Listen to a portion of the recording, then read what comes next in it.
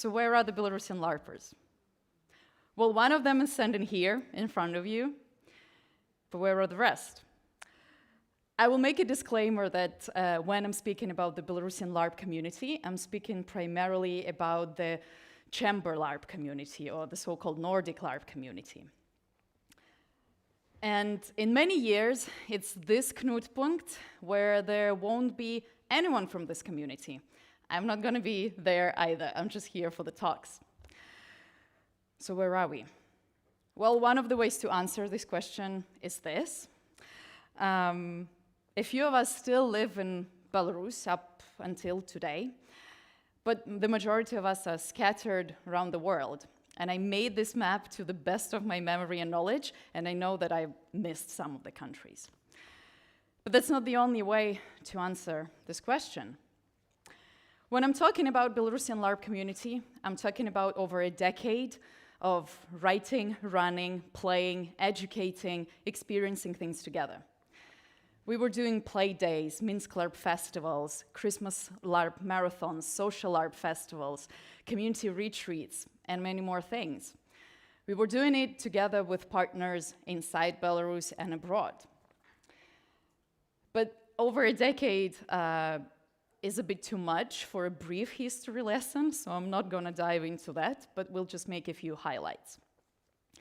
One of them is certainly Larp Writer Summer School, which was a 5 years long project, and it was run by a Belarusian Larp organization, Education Center Post, and a Norwegian organization, Fantasieförbundet. And during those 5 years, every summer, people would gather in Lithuania to learn how to write and run and even play LARPs. There were some follow-up events in this project too, like Larporatory, where people could write and immediately playtest their LARPs, and participation in some of the international events.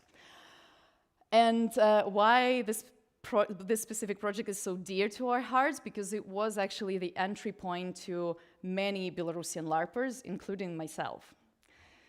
Then, of course, Minsk Larp Festival. We were running it from 2013 to 2019. It was an international LARP festival where people were coming from different countries to play and run LARPs and enjoy a week in Minsk that we were trying to make fresh, frisky, and fun every year. We were doing things like visiting different NGOs, doing arts and crafts, doing guided themed tours, and sometimes even photo shoots with some cool architectural spots. And I will never stop hyping up our merch because I think it was absolutely dope. Please enjoy. We ran our last LARP festival in 2019. And even though we did announce another one to be run in May 2020, something global has happened that, affected events. Something connected with words, pandemic and COVID, all of that. So we, as many other event organizers all over the world, had to cancel it.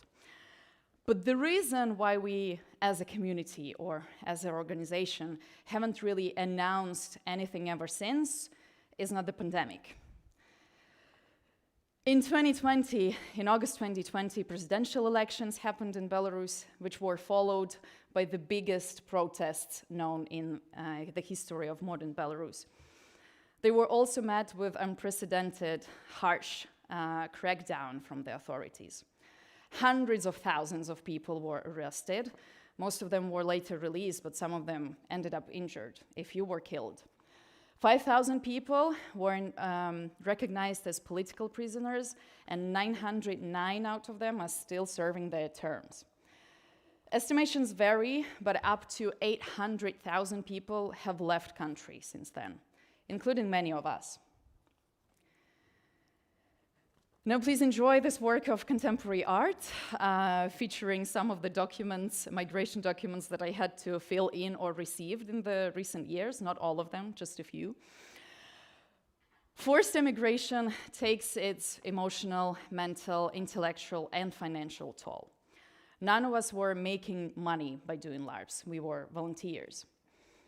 And when you are caught in the middle of being overwhelmed while trying to settling in the new country, finding a new job, finding a new apartment, filing in your migration documents, waiting for them for months and months and months without an ability to travel, having a possibility to being rejected, then, you know, trying to secure your healthcare, trying to open up a new bank account and learn how to pay your bills. In all of that, creative activities or activities that that are not connected directly to your survival, they just fade away. But there are some rays of hope, and it's not only me changing the slide to these silly pictures. This was one of the photo shoots at Minsk Larp Festival, by the way. Even though we are not as bright at the international scene as we used to be, we're still running LARPs. We were organizing LARPs in community centers and universities in Poland and Sakartvelo. We were doing 3 days LARP workshops about how to write LARPs for Russian-speaking participants in Sakartvelo, Georgia as well. We were running LARPs in international projects in Germany and doing other things. And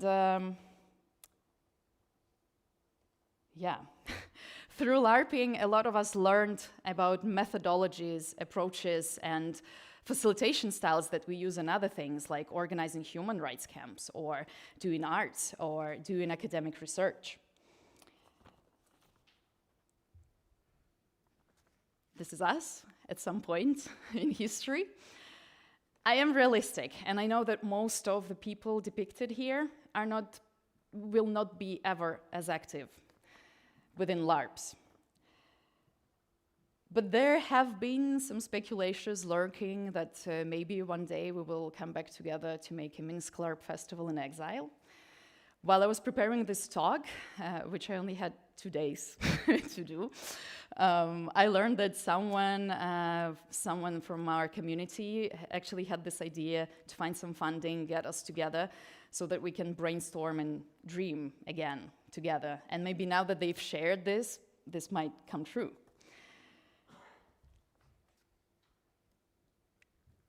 If you're organizing something which has quite a low bar entry level, you may invite us.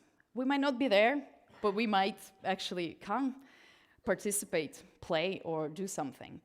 Though I'm not an official representative of anything anymore, here are some of my contact details. You can reach out to me, and I will make sure to pass the word so that more people know about it. And maybe one day, we will invite you to our revival party, just like this one. Thank you so much, and also special thanks to Martin Nielsen, who hyped me up to give this talk. Thank you.